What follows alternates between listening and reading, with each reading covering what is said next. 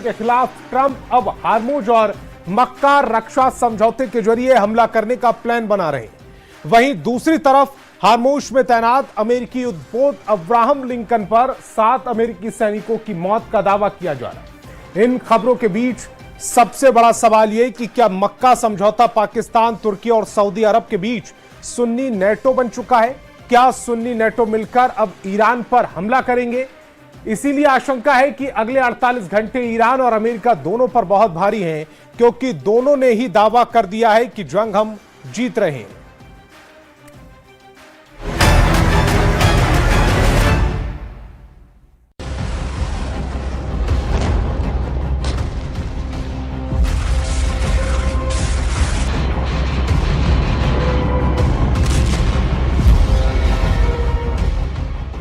Iran युद्ध अब Hormuz की सरहदों तक सीमित नहीं रह गया है, बल्कि हॉर्मुज अब ईरान युद्ध में हार जीत का हॉट पॉइंट बन चुका है। पूरा पश्चिमी एशिया इस वक्त युद्ध से पैदा हुए हालात को देखते हुए ईरान के खिलाफ डबल मोर्चा बनाने में जुटा है। पश्चिमी एशिया में मौजूद अमेरिका के 8 मुख्य मिलिट्री बेस ईरान के हमलों और भीषण खतरों के बीच जंग करने को मजबूर हैं। एक तरफ फारस की खाड़ी में अमेरिकी युद्धपोत और ईरानी मिसाइलें आमने सामने हैं, तो दूसरी तरफ वाशिंगटन और तेहरान के बीच बयानों का युद्ध अपने सबसे खतरनाक स्तर पर पहुंच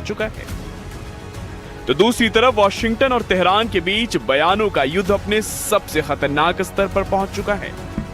अमेरिकी राष्ट्रपति डोनाल्ड ट्रंप ने सोशल मीडिया पर दावा किया है कि स्ट्रेट ऑफ हॉर्मुज पर अमेरिका का पूर्ण नियंत्रण हो चुका है। लेकिन दूसरी ओर ईरान के सबसे शक्तिशाली सैन्य दस्ते इस्लामिक रेवोल्यूशनरी गार्ड्स कॉर्प्स यानी IRGC के शीर्ष कमांडरों ने यह स्पष्ट कर दिया है कि तेहरान पीछे हटने वाला नहीं है। IRGC का सीधा ऐलान है कि यह युद्ध तब तक चलेगा जब तक डोनाल्ड ट्रंप व्हाइट हाउस से बाहर नहीं हो जाते। इसी बीच मक्का में हुए एक नए और रहस्यमयी सैन्य समझौते ने पूरी दुनिया के रक्षा विशेषज्ञों को हिलाकर रख दिया है। सऊदी अरब, पाकिस्तान और तुर्की ने मिलकर जिस मक्का रक्षा समझौते पर दस्तखत किए हैं, क्या वो ईरान की घेराबंदी के लिए बना एक सुन्नी नाटो है? हम शुरुआत करते हैं हॉर्मुज पर ट्रंप के दावों से, जहां वो स्टील की दीवार बनाने का दावा कर रहे हैं। मामले की शुरुआत होती है फारस की खाड़ी के उस पतले से समुद्री रास्ते से, जहां से दुनिया का 20% कच्चा तेल गुजरता है। ट्रंप दावा कर रहे हैं कि हमारी नौसैनिक घेराबंदी एक स्टील की दीवार की तरह है और ईरान इसके सामने बेबस है। उनकी नौसेना और वायुसेना तबाह हो चुकी है, IRGC भाग रही है और उनके पास पैसे खत्म हो चुके हैं। ट्रंप के इस बयान के आते ही अंतर्राष्ट्रीय बाजारों में तेल की कीमतों पर असर दिखने लगा है। हॉर्मुज में ईरान युद्ध के पहले दिन से ही भयंकर खून खराबा हो रहा है। ईरान की ताकतवर force Islamic revolutionary guard corps यानी कि IRGC अमेरिका के खिलाफ जंग को लंबा खींचने की तैयारी कर रही है। IRGC के कमांडर के एक सीनियर सलाहकार ने कहा है कि ईरान अमेरिका के साथ जंग को तब तक खींच सकता है जब तक डोनाल्ड ट्रंप का कार्यकाल खत्म नहीं हो जाता। लेकिन इधर यह भी पता चला है कि अमेरिकी सेना हॉर्मुज पर पूरी तरह से कब्जा करने के लिए लड़ाकू समुद्री जहाज और युद्धपोतों से ईरान को चारों खाने चित्त करने में जुटी है। राष्ट्रपति ट्रंप ने भी दावा किया है कि ईरान की दादागिरी उन्होंने खत्म कर दी है। अमेरिकी राष्ट्रपति डोनाल्ड ट्रंप ने 12 अगस्त को कहा है कि हॉर्मुज पर अमेरिका का कंट्रोल है और वो इसे अपने पास ही रखेगा।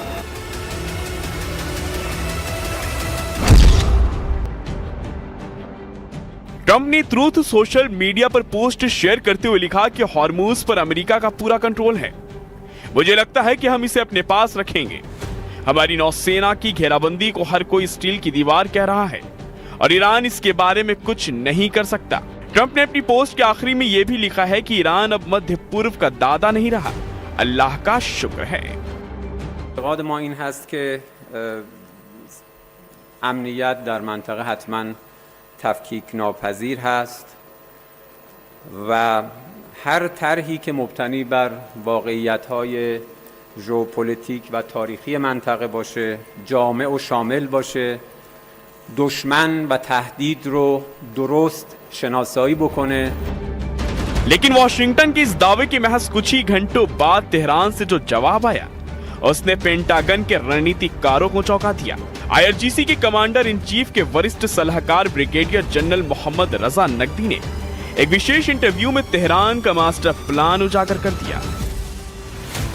IRGC के कमांडर इन चीफ के वरिष्ठ सलाहकार ब्रिगेडियर जनरल मोहम्मद रजा नकवी ने दो टूक कहा है कि ईरान इस युद्ध को जल्दबाजी में खत्म नहीं करेगा, बल्कि इसे खींचकर एक लॉन्ग वॉर ऑफ एट्रिशन यानी थका देने वाली जंग में बदलेगा। नकवी ने आगे कहा कि ईरान अभी जंग जीत रहा है, लेकिन उसने अभी तक अपना अंतिम लक्ष्य हासिल नहीं किया है। नकवी ने यह भी कहा है कि हमें ऐसा डर पैदा करना होगा कि दुश्मन हम पर हमला करने की हिम्मत भी ना करे। एक तरीका यह है कि युद्ध को लंबा खींचा जाए और दुश्मन को भारी नुकसान पहुंचाया जाए, ताकि ईरान पर हमला करने के बारे में सोचने वाले को पता चले कि इसकी भारी कीमत उन्हें चुकानी पड़ेगी। PBS को दिए गए एक इंटरव्यू में ब्रिगेडियर नकवी ने कहा कि एक तरीका यह है कि इस टकराव को तब तक लंबा खींचा जाए जब तक कि अगला राष्ट्रपति कार्यकाल ना आ जाए, दुश्मन को धीरे धीरे कमजोर किया जाए, ताकि अगर कोई और ईरान पर हमला करना चाहे तो उसे पता हो कि इसकी कीमत चुकानी पड़ेगी। फारस की खाड़ी में जारी इस घमासान के बीच इस्लामिक दुनिया से एक ऐसा सैन्य समझौता सामने आया है जिसने वैश्विक पावर बैलेंस को बदल दिया है। 7 अगस्त 2026 को समझौते पर साइन हुए और 13 अगस्त को सामने आई इसकी फुल रिपोर्ट। सऊदी अरब, पाकिस्तान और तुर्की ने मिलकर मक्का रक्षा समझौते पर दस्तखत किए हैं। इस समझौते की सबसे सनसनीखेज शर्त नाटो के आर्टिकल 5 जैसी है। समझौते के क्लॉज के अनुसार तीनों में से किसी भी एक देश पर हुआ सशस्त्र हमला तीनों देशों पर हमला माना जाएगा और तीनों मिलकर सैन्य जवाब देंगे। यह समझौता 3 अलग अलग ताकतों का एक खतरनाक कॉम्बिनेशन है। सऊदी अरब, जिसके पास असीमित आर्थिक संसाधन, विशाल पेट्रो डॉलर और आधुनिक पश्चिमी हथियार हैं।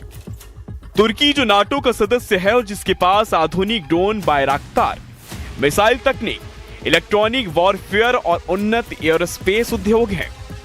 पाकिस्तान, जिसके पास युद्ध का लंबा अनुभव, लाखों की थल सेना, बैलिस्टिक मिसाइल तकनीक और सबसे बढ़कर परमाणु क्षमता है।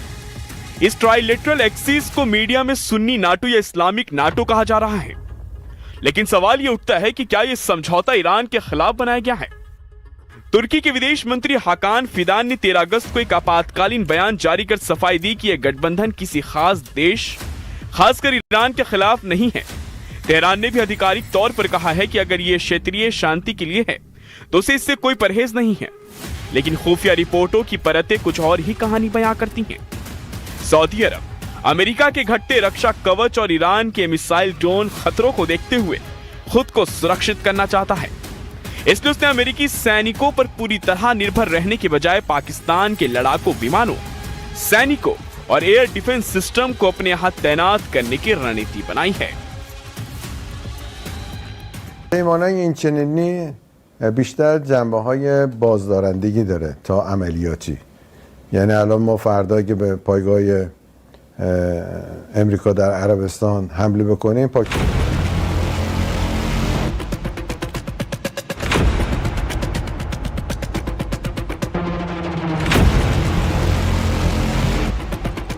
ईरान में पिछले 48 घंटे में कुछ ऐसा हुआ है जिसने तेहरान की सत्ता के गलियारों में गदर मचा दिया है। पश्चिमी खुफिया एजेंसियों में भी हड़कंप मच गया है।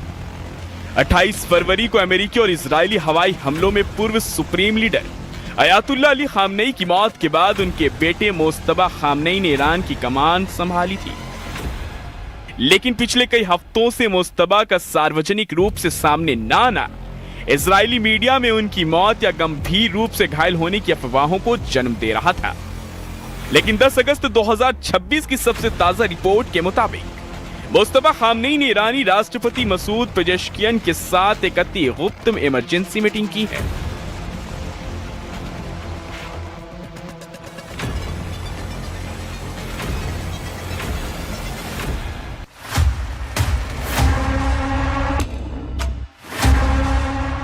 इस आपातकालीन मीटिंग के 2 बड़े मायने निकाले जा रहे हैं। पहला मतलब है कि मोस्तबा खामनेई का जिंदा होने का जिंदा सबूत और युद्ध रणनीति का सीधा कंट्रोल करना। दूसरा मतलब है ईरानी हुकूमत के भीतर आर्थिक और सैन्य नीतियों को लेकर भारी तनाव के बीच मोस्तबा की जबरदस्त पकड़ दिखाना। दावा किया जा रहा है कि मीटिंग के जरिए अमेरिकी प्रतिबंधों और समुद्री नाकेबंदी के कारण ईरान में मुद्रास्फीति 80% के पार पहुंच चुकी है। उसे लेकर देश के भीतर बुनियादी खाद्य सामग्री और ईंधन का संकट गहरा रहा है। इसे लेकर मुस्तबा ने कई बड़े फैसले किए हैं। वहीं खुफिया सूत्रों का दावा है कि इस बैठक में रिवॉल्यूशनरी गार्ड्स यानी IRGC के नए प्रमुखों को निर्देश दिए गए हैं कि यदि अमेरिका और इजराइल ने दबाव कम नहीं किया तो फारस की खाड़ी में व्यापारिक जहाजों पर हमले और तेज किए जाएंगे।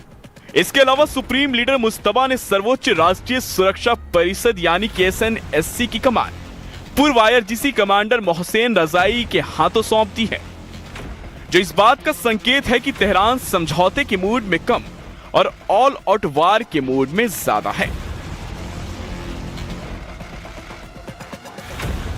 برادر گرامی جناب آقای دکتر محسن رضایی، با توجه به تجارب ارزشمندتان بدین وسیله جناب عالی را که از پیشگامان دوره پر افتخار 8 سال دفاع مقدس هستید به عنوان نماینده خود در شورای عالی امنیت ملی منصوب می کنم. امیدوارم در انجام این مسئولیت مهم کمال موفقیت را کسب نمایید. अब ऐसे हालात में अगर हॉर्मुज में ईरान को और घेरा जाता है तो यकीन मानिए ईरान युद्ध की आग में अब अरब से लगभग सभी देश इसकी चपेट में आ जाएंगे।